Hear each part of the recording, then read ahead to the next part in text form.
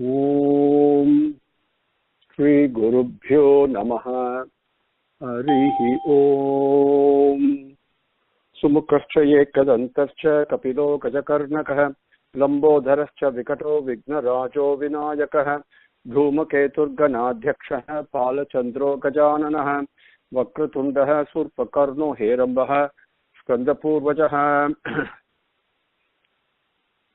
Suklam Bharadharam Vishnu Sasivarnam Chaturbhujam Prasannavadanam Dhyayet Sarvabhignopasantaye Yasyat Bharadavaktradhyaha Parishadhyaha Parasthatam Vidham Vidhanti Satatam Vishvaksenam Tamastraye Guru Brahma Guru Vishnu Guru Devo Maheswaraham Guru Sakshat Parabrahma Tasmai Sri Gurave Namaha Sachidananda Rupaya Krishnaya Aklishtakarine Namo Vedanta Vedhyaya Gurave Buddhisakshine Krishna Dvaipaya Namjasam Sarvabhuta Hiteratam Vedapcha Bhaskaram Vande Samadhi Nilayam Munim Sahasramurthe Purushothamasya Sahasra Netranana Padabahoho Sahasra Namnam Savanam Pratartham Viruchate Janma Jaradi Santhyai.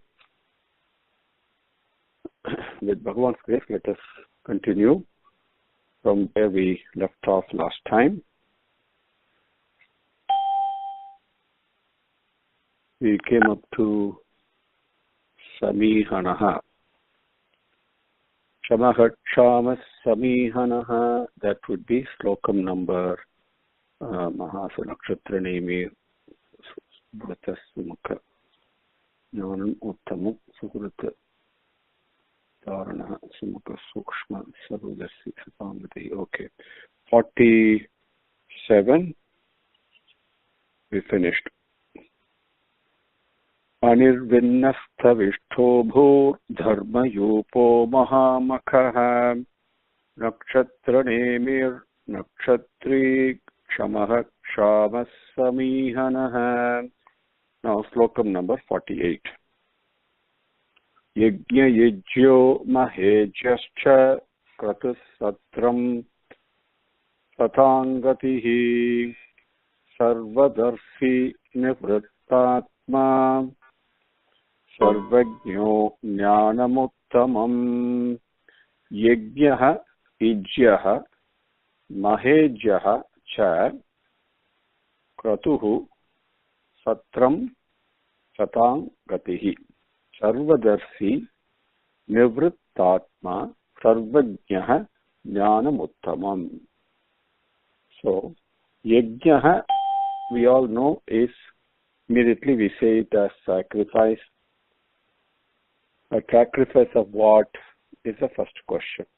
Bhagavan, there is, if you really take a minute and look at our life, if I were to take one fraction of a second, just focus on what is really happening in my life, there is only sacrifice, there is only yajnam that is taking place.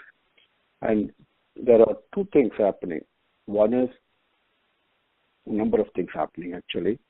Now, if I look at my lifespan, that is being sacrificed. The time allotted to me is being sacrificed every second continuously. Now, I focus on the actions always in my life, but actually the other side of the action is a sacrifice. Every time I do something that constantly associated with that, congruent with that, inseparable from it, is the sacrifice that is taking place. Everything you take, whether it is a gross form, to what is happening inside our body, to how our mind operates, wanting something, desiring something. In order to get something, we have to sacrifice something, we give up something. But then on an overall basis, if you look at, there is a continuous sacrifice that is taking place. Yajnaha, that yajnam is very important. And everything in life, the peace, not only peace of mind, but the bliss, the happiness, and the joy really lies in giving up things, because giving up is not acquisition but renunciation. Giving up not on an involuntary basis, not on a deliberate basis. Okay, this giving up is what is taking place on a natural basis.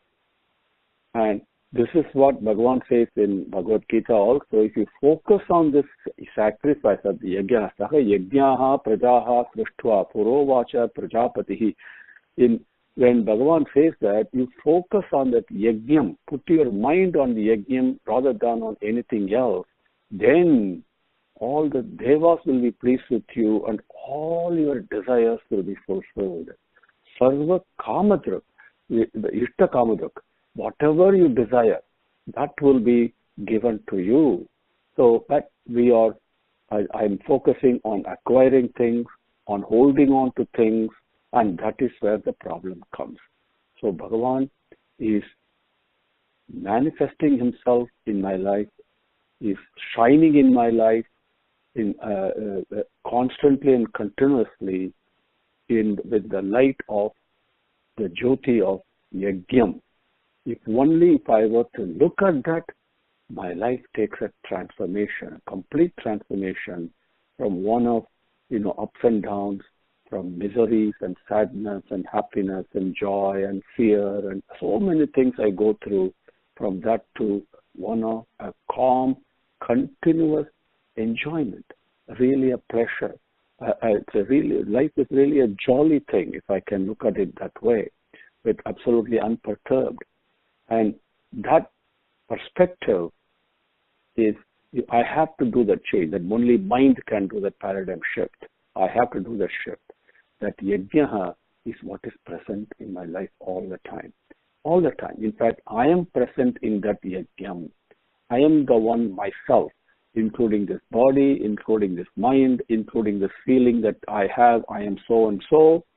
Everything is actually being offered into this fire of sacrifice, into this yajna. That is what is, Bhagavan is present immediately, at once in my life. In everyone's life is present as yajna, and is a yajna swarupi. The form of yajnam itself is Bhagavan. And as I said, Sankara Bhashyam continues, just mentioned something I already mentioned to you, which is when we please Bhagavan through yajnam, all the devas are very pleased. Ijyaha. So the one other point on yajnam, this is where I keep repeating, when Bhagavan comes in Avatara Purushan, what he really personifies and manifests and illustrates are selfless love. Selfless love, pure love. There is no pollution, there is no agenda, there is no give and take, there is nothing. Love is what it is. Its nature is to expand. That's all its nature is. And it's all inclusive. And that selflessness is very important in one's life. And to do that, I have to give up my selfishness. Selfishness, now today it sounds so strange even to talk about selflessness, which was an order of the day, not long ago. People were really quite selfless, helping each other out, parasparam, as we say in Sanskrit. But today it sounds a little bit strange and also feels like an impossibility to be selfless, but it need not be. It's actually very simple, and the more selfless I become, the more happy that I become. So the desire should be to transfer from one of acquisitive desire, to acquire things, to possess things, to keep things only for myself, only for my enjoyment. Okay, from that, shift the mind to a desire. The desire should be shifted to one of giving up, renunciation, sacrificing. That is yajna, and because he is yajna swarupi, Bhagavan is yajna swarupi, and present, I'm present in this yajna swarupa in my life all the time, through day and night continuously. And because the yajna swarupi is there, whatever I am doing is only being sacrificed to him, as I mentioned. And that is how Bhagavan is worshipped. Whether I realize it or not, I worship him in the form of various sacrifices that are taking place by themselves in my life. This is what is the beauty of Ijjaha. Ijjaha means one who is being worshipped and praised through sacrifices, because he is the Paladata. He is the giver of the results of sacrifice. The moment I give up the sacrifice, the feeling of separation, sacrifice that I'm separate from him, which can take place, which is blessing only. That's the final reward. He is emerging at the lotus feet. And so all the yagams and the homangal, everything that we do, symbolically, we offer things in the fire. Every time we do that, with our mind, we must offer ourselves to Bhagavan. That is Ijjaha, the one, the Paladata, the one who grants all the results of all the sacrifices that we do in our life. Right? We go sacrifice time and we go and work in a company. Bhagavan gives us a paycheck. Simple like that. Sacrifice our time and come and participate in a satsang like this, then Bhagavan gives the result correspondingly. So everything we are sacrificing only, right? Whatever we sacrifice, correspondingly the result comes. Mahejyaha.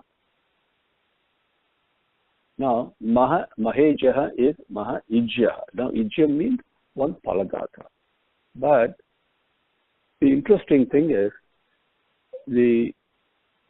when I sacrifice, I can sacrifice to many things. I can undertake different vratangal, go to different kshetrams, and whatever various ways we all have, various rituals we have in our lives, right?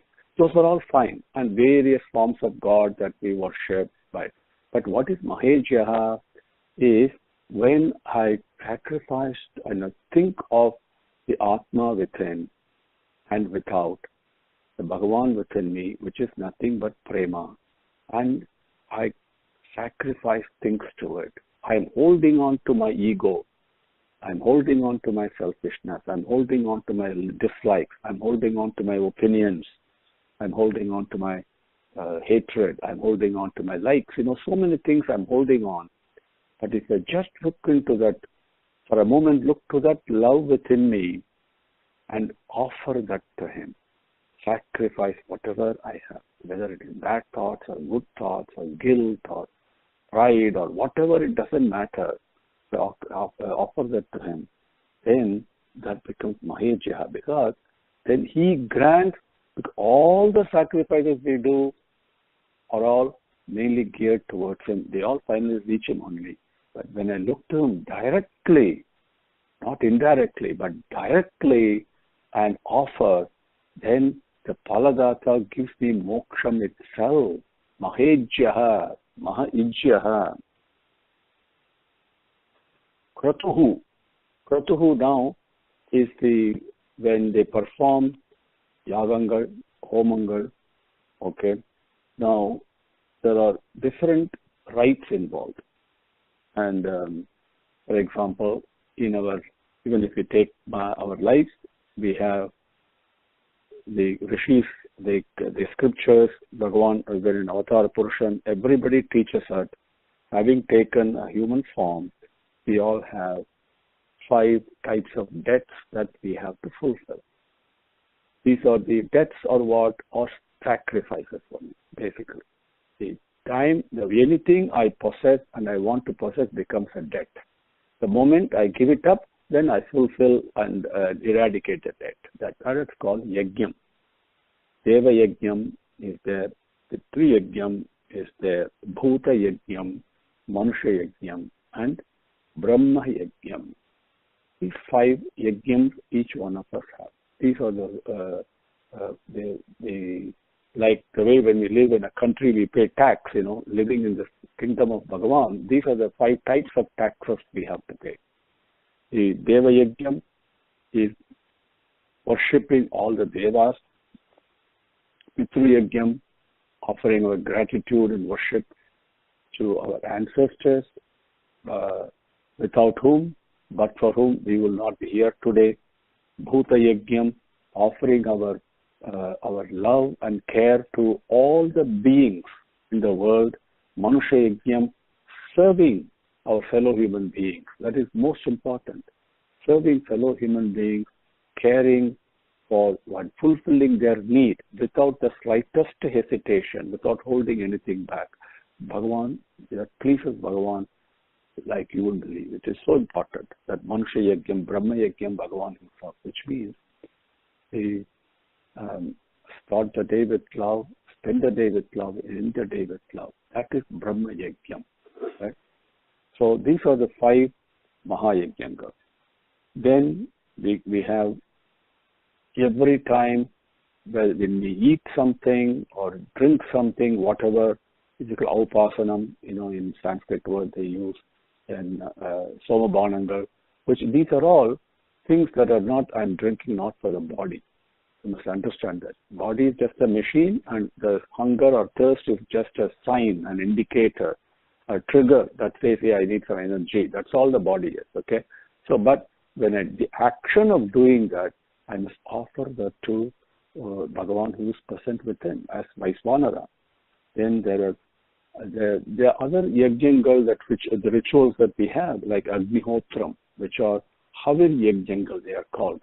The act of not just a physical act, but accompanied by the various mantras and the mind, the words uttered and the action, they are all unison, in absolute unison. During this is called Havir Yajnam, in offer things in Homam.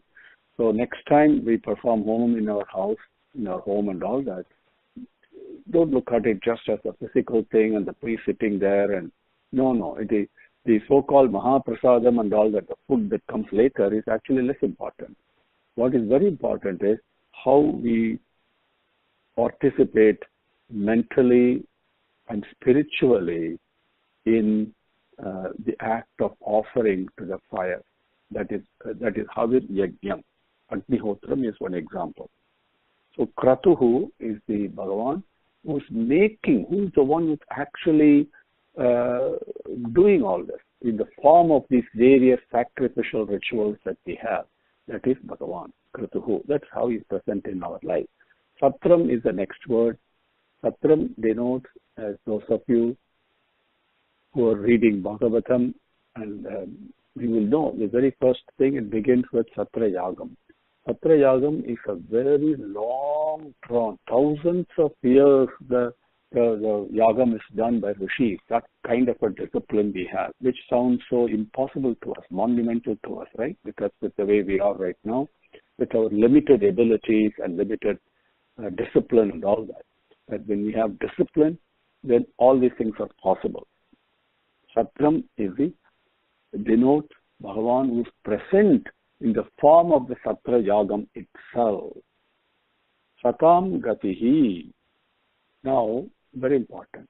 As Bhagavan said, Swami said once, now we go and worship so many forms of God, right?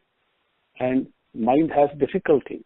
When we go into a temple and it has got so many Garbhagrahangal, and which is correct because each person has a favorite form of deity. Some prefer Pullayar, some prefer Lakshmi, some prefer Durga, some prefer Balaji, like that, right? And Rama and Krishna, you go to North India, Rama is less common, Krishna is more common. So it's like there are different places. I go to West Bengal, Ishtadevade is Durga. So different forms are there. So when you go to a temple, and especially here in North America, there are so many Garbhagrahangal. So what would you do? Where can the mind focus on? So you go to your Ishtadevade, your preferred form of Bhagavan, close your eyes and you pray. Fine. Now I want education, immediately I pray to Saraswati. I want wealth, immediately we do Mahalakshmi Puja and Lakshmi Vratam and all that, right? And to remove all the obstacles, I pray to Ganesha. This is the way that our training is. Now, there is just like a way in a country that has got a prime minister and various departments of foreign affairs or education or finance or whatever it is, right? that probably the Prime Minister holds a certain portfolio. Bhagavan says very beautifully, Swami said, everywhere, whatever you want to pray to Saraswati for education, fine, that education will be granted to you through Saraswati. That is Department of Education. And you want wealth, you pray to Mahalakshmi, fine, that wealth will be granted to you through that department. But, or if you want moksham, the final freedom itself, that's a department that is not being delegated. And Bhagavan, the Parabrahman, the one entity, that keeps that department only with itself. So, the Satam Gatihi means one who desires the freedom, the final freedom from all the bondages we have, and merging in the lotus feet. That one who grants that is Satam Gatihi. That is the place where we have to go to. Sarvadarshi, as the name implies, Bhagavan is a witness. There is not a kshanam, not an iota of space that can hide from Bhagavan's vision. Bhagavan knows everything. He is a witness in all places at all times, not only in terms of what I do physically, but even more importantly, not even what I speak physically, but more importantly, what I'm thinking in my mind. Every thought, fortunately and unfortunately, depending on how we think, has an effect. Bhagavan knows. Continuous videography is taking place. Bhagavan is a photographer in each one of our lives, a witness. Right? Sarvadarshi, nothing can escape him, nothing. Sarvadarshi in all places. How is that so, sir? Because he is present everywhere. He is present in everything. He is present in everywhere. He is present at all times, regardless of wherever it may be. Only Bhagavan is present there. Therefore, Bhagavan sees everything. And that is nothing but, again, we have to train ourselves to move beyond the gross form, always associating with others as in terms of their bodies and all that. No, we have to at least go on to a mental plane and start analyzing our own thoughts. And because that is very important. Then from there we can go on to the spiritual plane. And this Sarvadarshi is the Bhagavan who is present everywhere, not only outside, but also inside me. And then very soon I realized it is not Bhagavan who is present everywhere and within me. I am actually present inside of Bhagavan. I am actually within Bhagavan. Everything, I am surrounded by Bhagavan. I am both above me, below me, behind me, by my side, as well as outside of me, as well as inside of me. So with that feeling, then I carry Bhagavan with me. Then I realize after some time, it is great that Bhagavan is actually carrying me, not me. But first I must carry him. I must be with him. Sarvadarshi. Nivrittatma. There is also some tradition says this is Vimuktatma. Nivrittatma, basically, a Vimuktatma simply means one who has no attachment. This is what Bhagavan really has no attachment. This is something very difficult for some of us maybe to even understand or to experience, even though he's so loving, incredibly loving. There is a love that you cannot taste or experience anywhere else. It's amazing. And but he's not attached. There is no attachment, because the attachment, how does attachment comes in? Only from the body. Only because of body consciousness, attachment comes in. Simple. And Bhagavan has no body consciousness. Therefore, no attachment at all. Praise, blame, the successes, failures, whatever we go through, likes and dislikes and everything, if you really look at it, are all because of attachment to the body.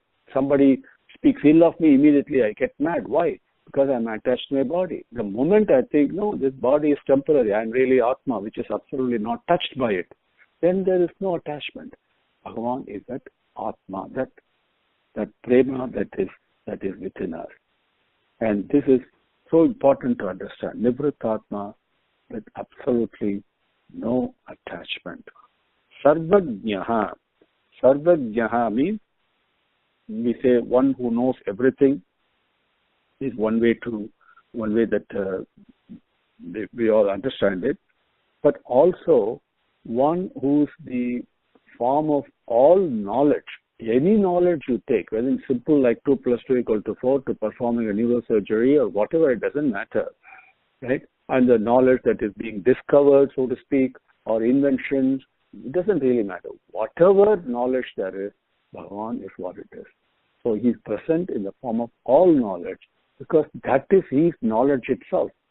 From him, from that knowledge only, all the other the streams of knowledge has come about, only from the source. That's the source. So Sarvajnaha.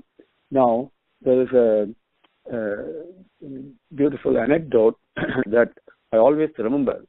There was once in a village, there was, how, we all tend to put, titles to our own selves, and both before our name and after our name and all these various titles we have, that, how much we have studied, what our scholarship is, all these things, right? And so one scholar came to a village, a great pandit with a retinue of followers, with big titles, both before his name and after his name. And so everybody was immediately, quite afraid to talk to him, full of respect for him. And they received him very reverentially, such a great man, so well read and all this, right? And even that we do even today, right? And one of his titles was Sarvajna, so to whatever his name was. So yes, he was passing through this village, and one child was playing there. They were playing, and so Sarvajna so and so is coming, move away, and all that. So give him way. And the child, what does Sarvajna mean? So that means one who knows everything. And, is that right? So when the man came, the child said, he knows everything. This man knows everything. So this child did what he did, grabbed a handful of sand and showed it to this Pandit. Sir, you are Sarvajna, you know everything. Can you tell me how many particles of sand in this handful of sand that I've got in my hand? The man couldn't answer that. See, Sarvajna, they had to be extremely humble. As the saying is, there is much more that I don't know than what I know. That humility is very important. Bhagavan is the Sarvajna, who knows all, who knows everything, not only past, present, and future, but imagine how many births that I have had, and how many more births I'm going to have, what's going to happen, what is the design. As Arjuna asked Krishna, how come Krishna, you know all these things? Simple thing. It says, when it talks about, how do you know all this? And then Krishna tells him, Arjuna, no, okay, do you remember the name of your mother? Yes, I do. Who's your mother? And who's your brother? He gives a name for the brother. Very good. And then, do you remember what you had for breakfast this morning? Yes, I did. So what did you have? He repeats it. Okay, what did you have for breakfast last Wednesday morning? And Arjuna couldn't remember that. I don't know. I don't know exactly what I had. Okay. Now, what were you doing so this time 1 year before? Arjuna said, no, Swami, I don't remember what it is. See, Arjuna, then Krishna tells him, you remember what is you think is important to you. Always. You always remember what is important to you. To me, Krishna says, everything is important. Even an ant that is crawling on the at the edge of the floor by the wall, searching for food. The fact that ant is hungry, that is important to me. I provide food to it. Everything, not a single thing escapes my vision. Everything is important. So I always remember everything. That was Krishna's answer to Arjuna. That is Sarvajnaha. Jnanam Uttamam. Now this is taken as one word, one namam. Okay? Now, Uttamam Jnanam, Jnanam Uttamam. So what is it? This knowledge, if it is Sarvajnaha, that means who is knowledge itself. What is that knowledge? That is Uttamam. That is knowledge. What is that Jnanam? Eternal. Always, at all times, in all places, that knowledge is present. And limitless, infinite knowledge it is. And that knowledge is the only knowledge that grants all the desires.